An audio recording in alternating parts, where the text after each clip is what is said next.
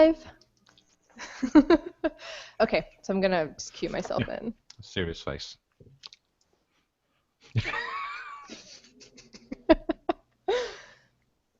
This is Literary Roadhouse. One short story once a week. I'm Anais. I'm Gerald. And I'm Maya. And just before we get into today's podcast, we've got some exciting stuff happening here at Literary Roadhouse. Regular listeners will already know about our book club, and that's going to be starting in January. The first book we're reading is The Heart Goes Last by Margaret Atwood. And I've got my electronic copy, and I took a quick look, and I think it's really going to be the sort of book I'm going to enjoy. So why not join in? And more exciting news, as if that wasn't enough. Doesn't he sound excited? Yeah, this is me excited. Go on! Cue up your inner American. Can't do that. I am British, for God's sake. It's the Bradbury Challenge. One short story once a week. Only we're going to be writing it, not just reading it. So the challenge is for the whole of the 2016, we're going to be writing one short story each week. Yep, and I'm really excited about this. We're going to be bringing in another host for that show. It's going to be me, Chrissy Moss, and Gerald, and I could not be more excited.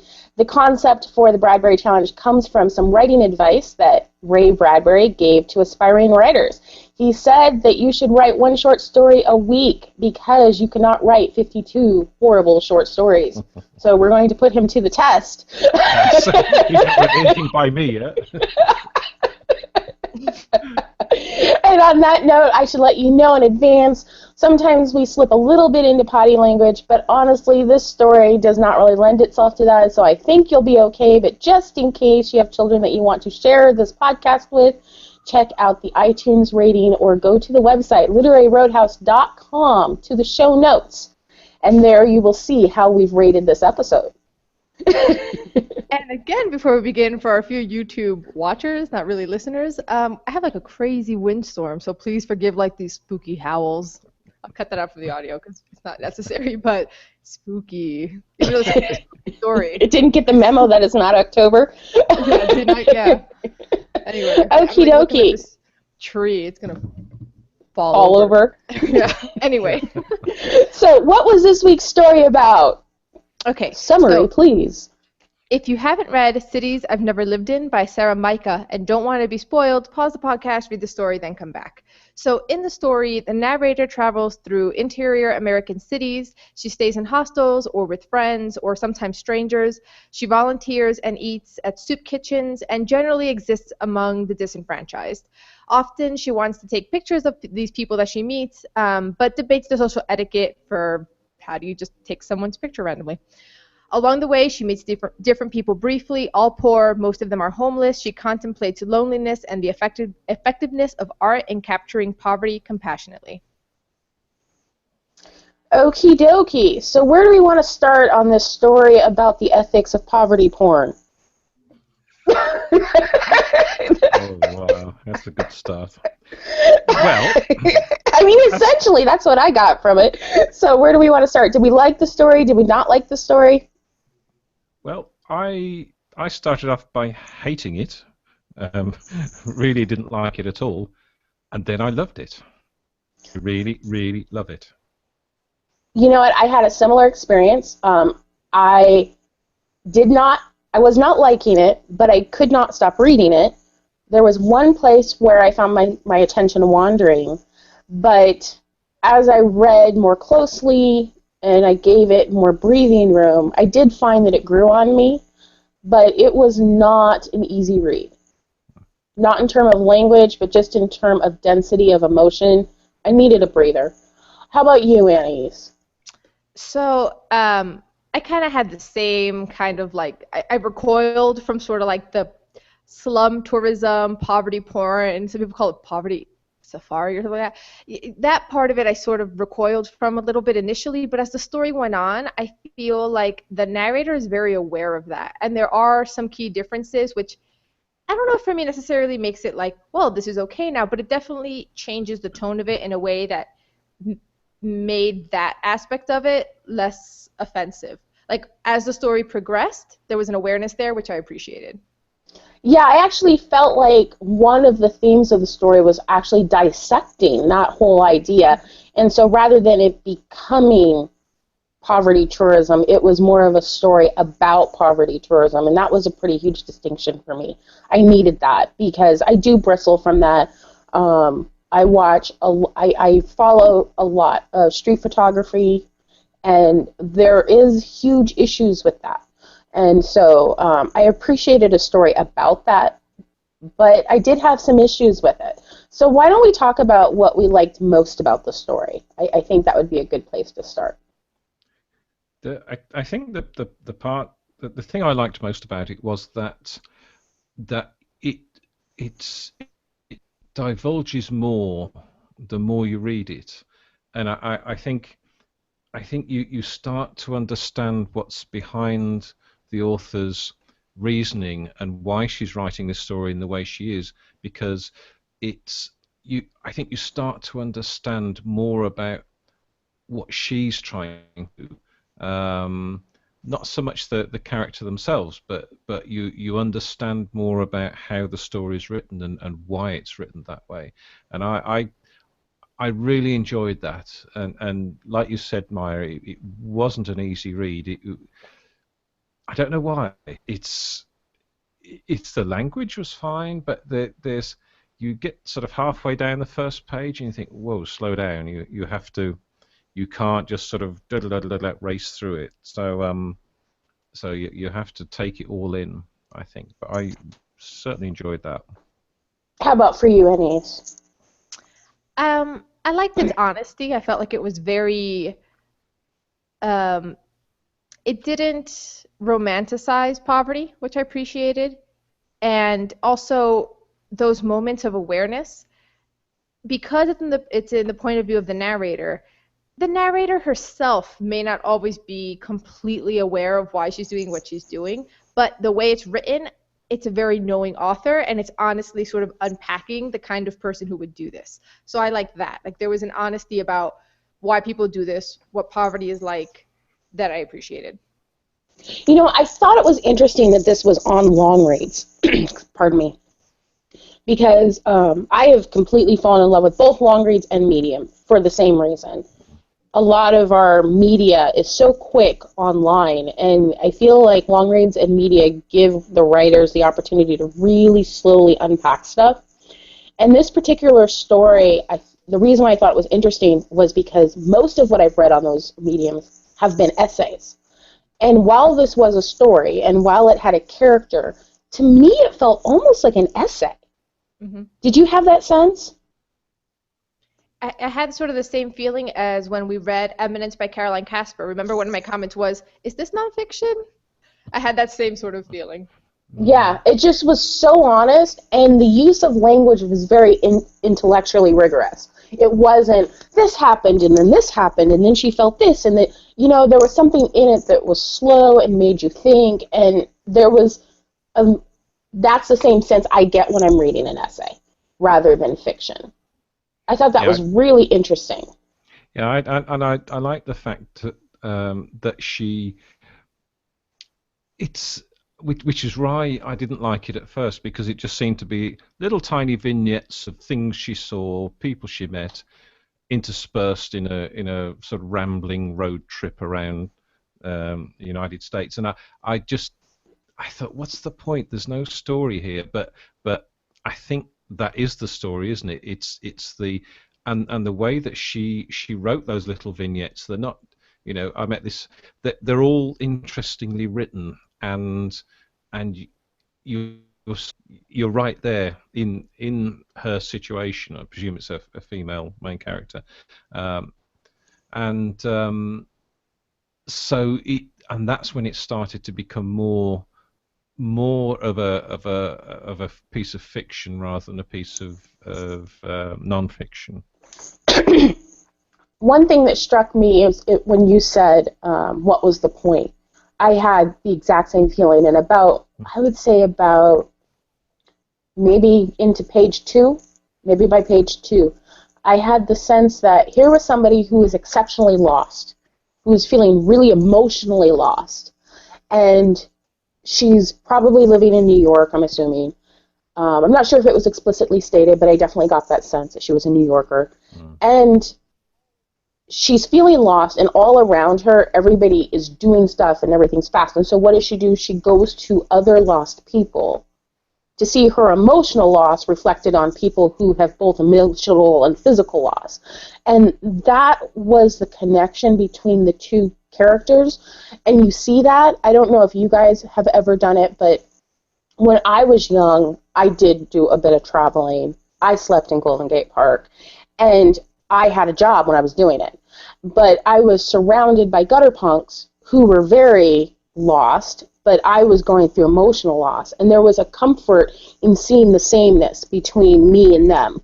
And that's what I sensed she was doing. It was a very distinct experience, and I recognized it as extremely truthful, which is hard if you haven't done that. You know, there were little details that you see when you're up close, and I think one of the things that she showed was the difference between, you know, when I look at, there's a really great street photographer out of Chicago, and he talks about the difference between the photographers that come to his town and he gives them tours, and all they want to do, they're like, take us to the homeless people, take us to the poor people, take us into the crack dens. We want to take pictures, and he refuses because they're not building connections with the people that they're taking photographs with. Whereas he will actually go and live, you know, stay with these people when they're in the hospital, take them to rehab when they're ready. He's documented one guy who's literally dying, and the guy says, I want you to document this because I want people to see it. And so he's got these photos of this man who's losing his limbs one at a time. But it's different because he has eliminated the space between the artist and the subject. And I feel like that's what she's showing. Rather than just going and taking pictures and just being around these people, she's getting up close. But there's still a distance there. She's not one of them. Yeah, I think ultimately she the character, not the author, but the author as well because she wrote it. But yeah, but the character understands that, and I think she's trying to form a connection, but she falls short. And I like the honesty of the fact that she falls short because she says things like, you know, there's times where she's criticizing other photographers, but it's very meta because you could apply the exact same criticism to this story. So there's their interest in another life is often for themselves. There's that one, and there's he could have done when she's talking about the art that had like the homeless people stories that she went to go see. He could have done more had he not been so faithful. And you could say the same thing about this story. And there was an interesting kind of character and plot arc that went together nicely, which is in the beginning she's not talking to her lover at all. She's more engaged. She's going to the soup kitchens more. She's talking to people more. Towards the end, she starts calling the lover. She starts going to bookshops. She stops going to the soup kitchen. She sort of starts pulling away again. And that's when she starts kind of talking to her boyfriend. And reconnecting with life, really. You know, I think that she has, for lack of a better word, used this odd form of tourism as a way to heal her own internal wounds, which was something that was very interesting to me. The more I think about the story, the more I like it. Yeah, I think it became fairly obvious that she's got her own problems.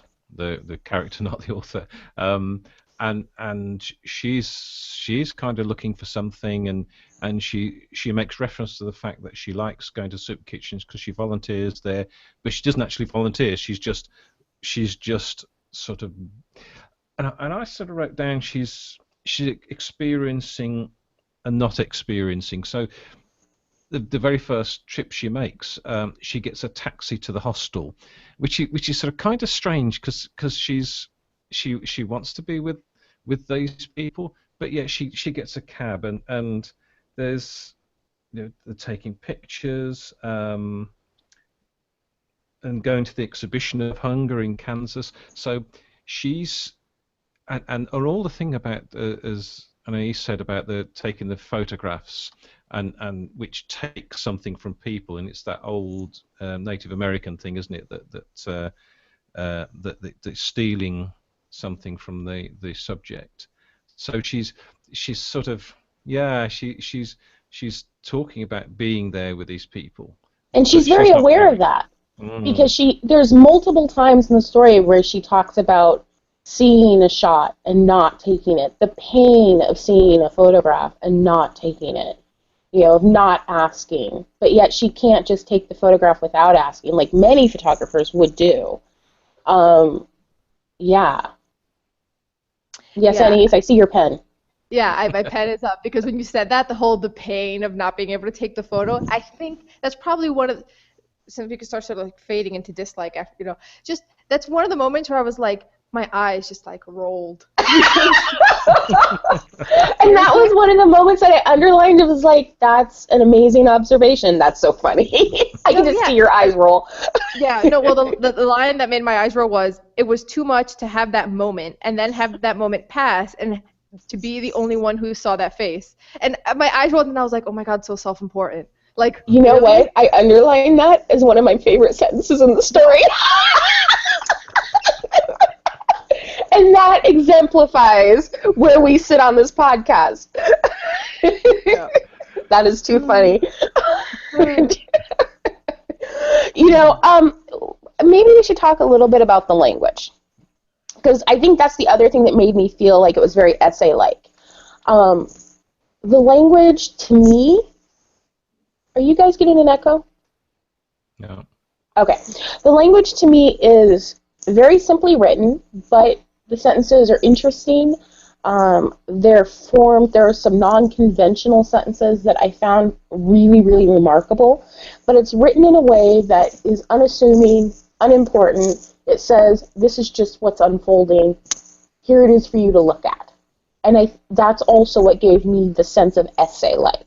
Sometimes when I'm reading essays, I can get even more emotionally involved than when I'm reading short stories, because it just feels so honest in that way. It doesn't have all the bells and whistles of quote-unquote fiction writing. And I felt like she was using that tool to create something that was that natural and real and rhythmic. What did you guys feel?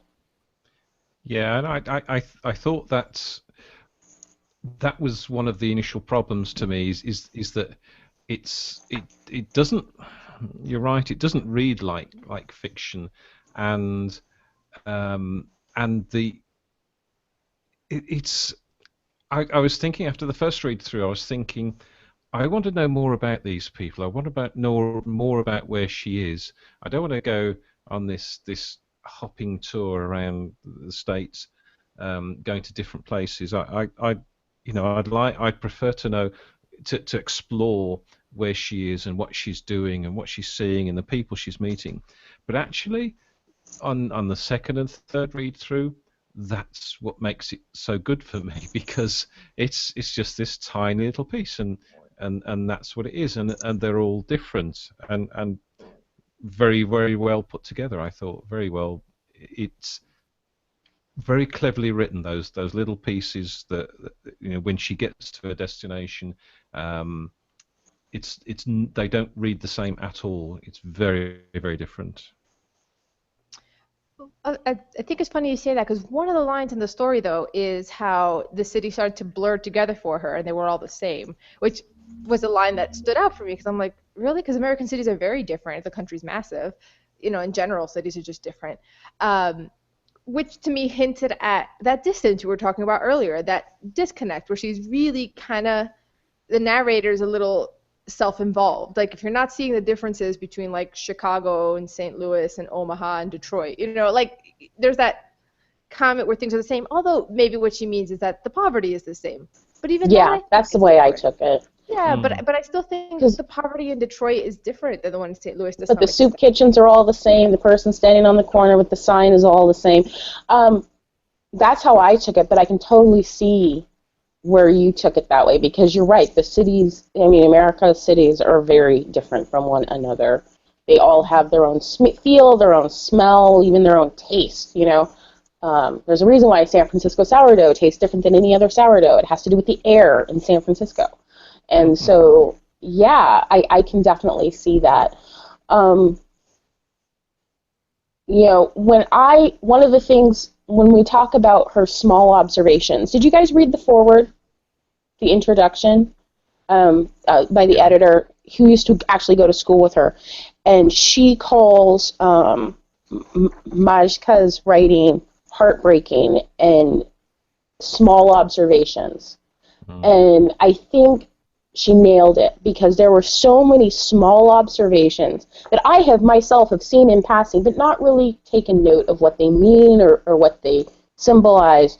But things such as when she takes the photo of the guy and he holds up his sign, and she's like, no, you don't have to do that. He's like, no, because that's what everybody else wants him to do. It's like they're like, for lack of a better word, street performing monkeys in some other country. You get the photographer comes up to you and you're homeless, to just hold up your sign and look sad so that they'll give you $1 and move on.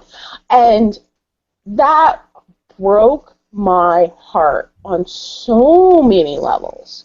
That particular section just really affected me, and it's something I've seen, but I never stopped and thought, what does that mean?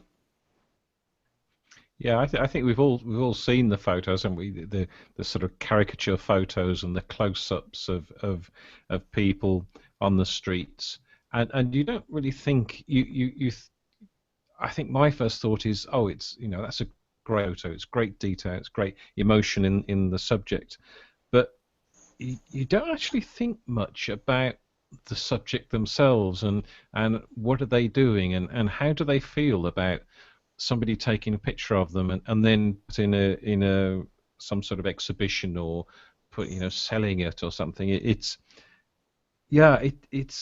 quite. I think she handled that really well. She handled this idea that taking the photographs disconnects people, the viewer of the photograph, from the subject. Especially because we see so much of it. Originally, in the beginning, we didn't see as much of it. Those pictures were more powerful. Now it takes more to shake the viewer because we've all seen those images. And why do photographers want to take those images? Because they're artists and they gravitate towards interesting faces. And people that are weathered are interesting. When my daughter she went to a special art college one summer right before freshman year of high school. And one of the things was she was going to have to draw from nude models, and she'd never seen a nude person other than herself and her occasional walk-ins on her brother, which were horrifying.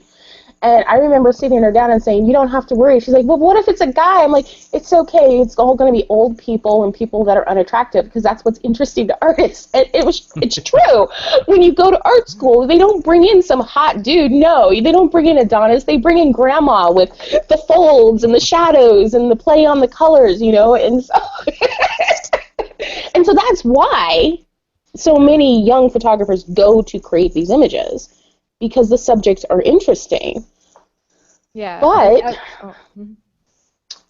go ahead. No, I was just gonna say, it reminds me of there's this mocking Tumblr that's like poor people with striking eyes, and it just takes photographs. Really? Oh my goodness! I love it. Oh my gosh, I love that. Poor people with striking eyes. Yep.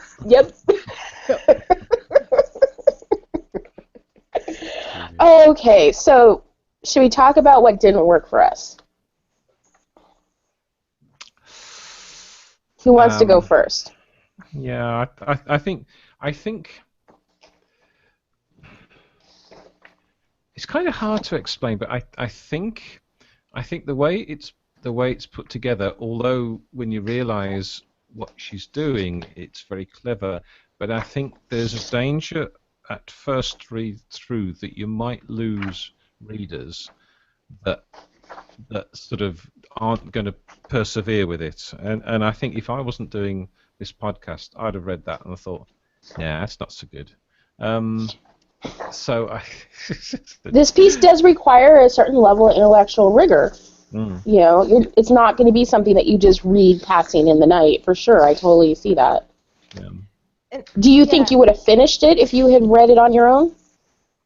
I would have done, because I generally finish things I start, but I would have finished it and thought, yeah, what was all that about, and not thought about it that much.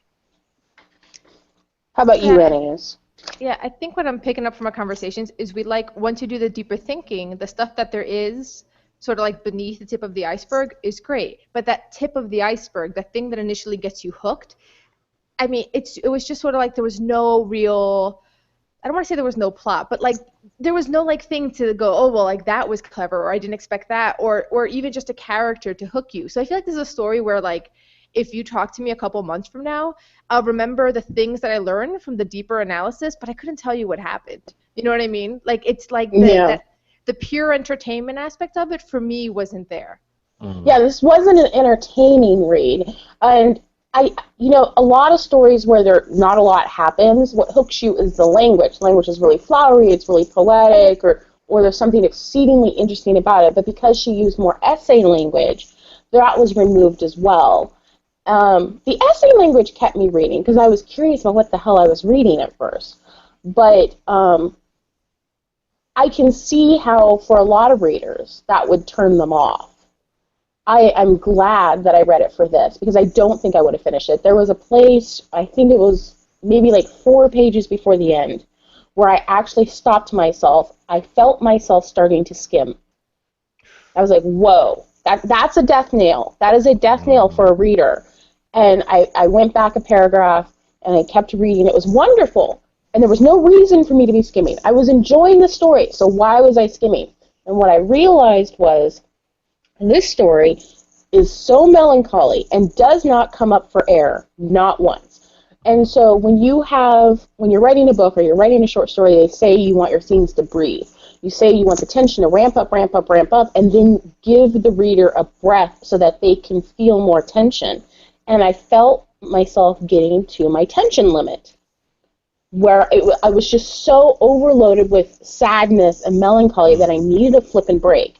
And I can see for a lot of readers that would turn them off, and they would stop reading or skim to the end to see how it ends and then call it a day.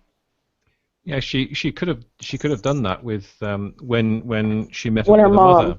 Yeah, and that could have provided a sort of a slightly lighter tone to part of the story. It definitely wouldn't have needed to be quote unquote light, laughter light, but just enough.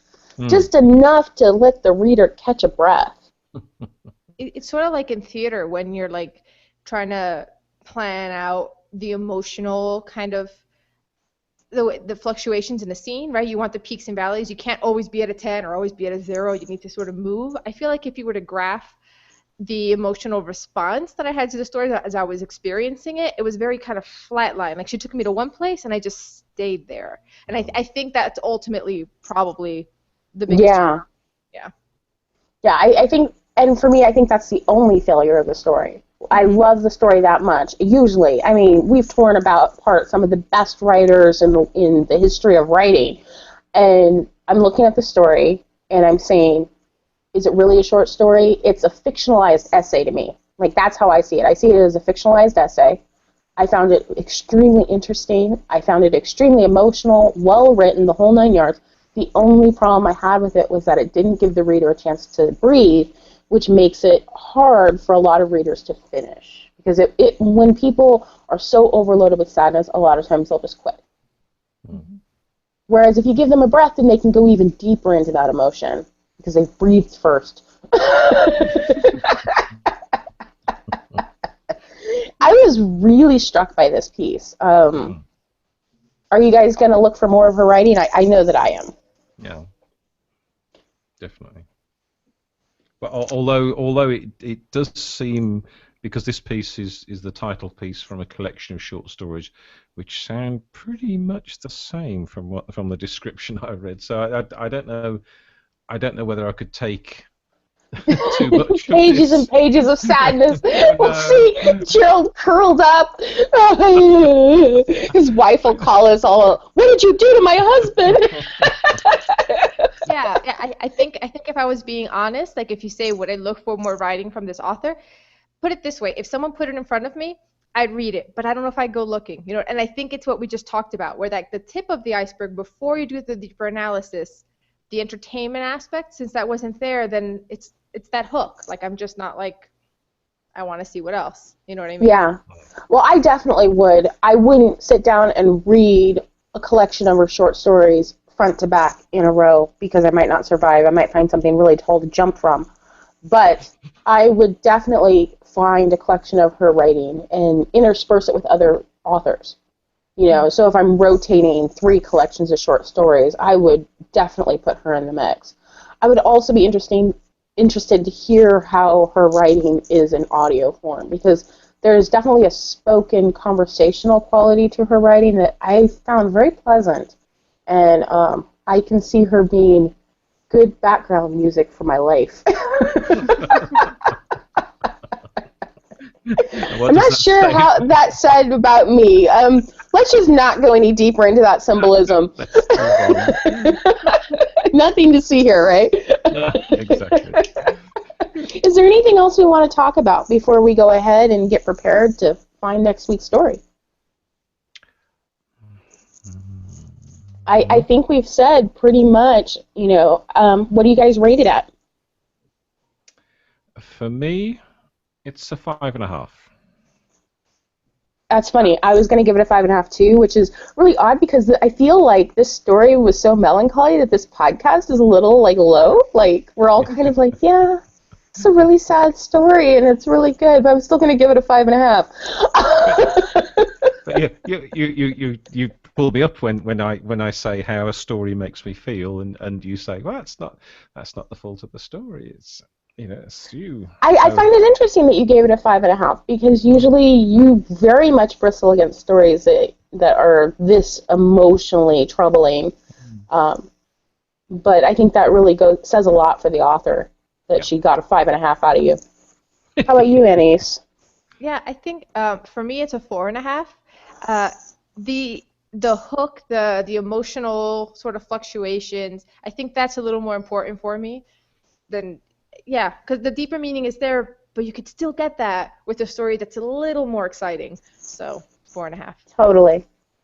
Okie dokie. So what are we all submitting for next week? Well, all 2 of us because Remy's not here. Are you giving it a 5.5? 4.5. I'm giving it a 5.5. Yeah.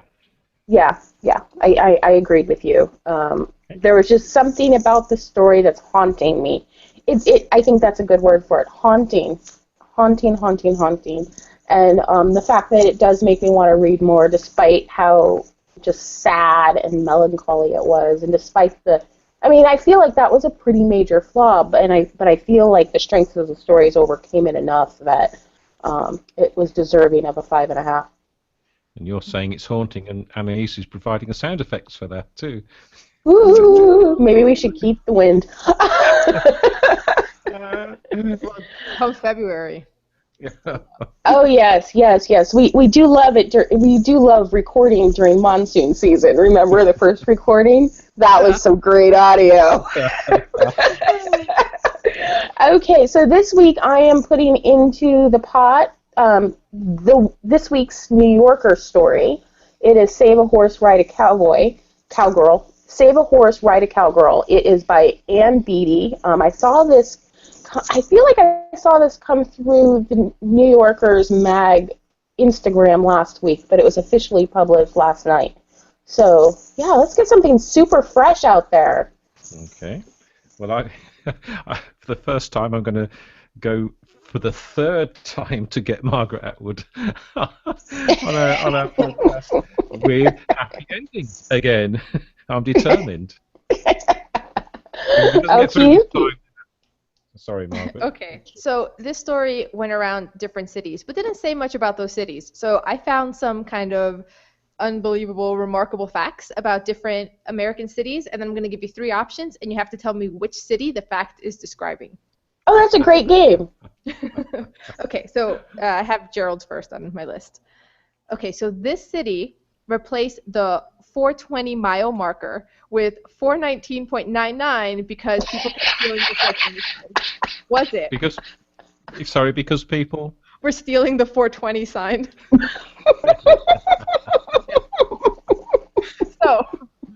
was it? Seattle, Denver, or Portland? Oh God, it could be any of them. I know. That's why I picked them. Oh, dang it! You couldn't give us like an obvious no, could you? Portland. Nope, it's Denver. But maybe Portland too. They just don't have it. It must just be that Denver's the only one that has it. That's awesome. Oh, I could totally see that. Okay, Maya. This city has the Church of Beyonce. They have the Bay Bible and like Bay stuff. Yeah. So is it Atlanta, New York, Chicago?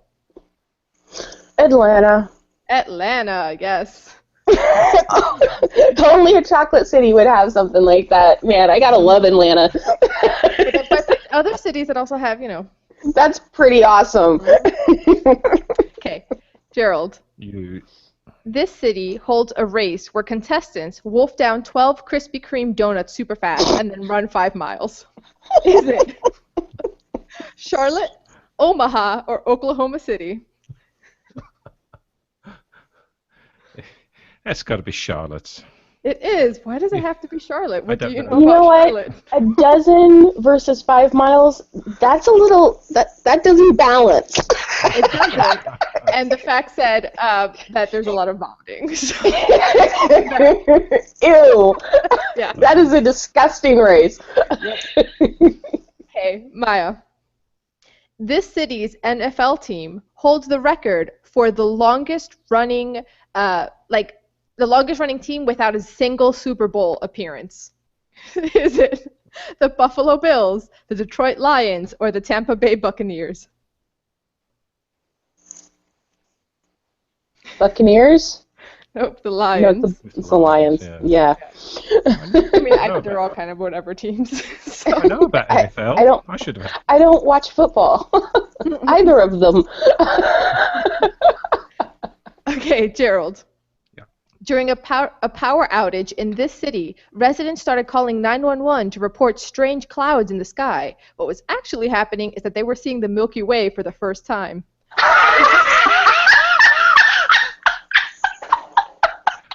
Is this Strange clouds. San Francisco? That is awesome! Yeah. San Francisco, Los Angeles, or Miami? Oh, yeah. Los Angeles. Los Angeles. Yeah, there's so much smog, they don't see any stars there. Maya, this is to tie Gerald. If not, Gerald wins. So, this one's really kind of weird. Okay, spit it out. Locals started licking a tree because it was like, it had these like, this liquid coming out of it, and they were saying it was God's tears. It was like a miracle, and then later they discovered that it was actually bug excrement. So, was this outside of Fargo, Fresno, or Sioux Falls? Sioux Falls. It was Fresno. Randomly. Fresno, really? Yeah. Oh, dear. Gerald wins, but I had 2 tiebreakers. I'll just say them real quick. In Albuquerque, 2 police officers used a helicopter to buy donuts, and in San Jose, California, there's an 8-foot-tall statue of dog poop. So. Oh my goodness, that was so awesome, Anais. Great quiz. Okie dokie. So what are we reading next week? So we are reading Happy Endings by Margaret Atwood. And hey, before you do that, listeners, I just read a story about you. It's called The Comment Sections I Never Typed In. Why not visit our comment section at literaryroadhouse.com and see what it's like to be an engaged discusser of short stories. For the full podcast engagement experience, be sure to review us on iTunes, Stitcher, and Spreaker, then share this podcast with your friends. Until next time, read a good story. I love your outros. They just keep getting better and better. I know. Becoming a team now. Oh, wow, that was awesome. Okay, I'm going to stop recording so that we don't put both podcasts back to back. I'm going to stop broadcasting. Yeah.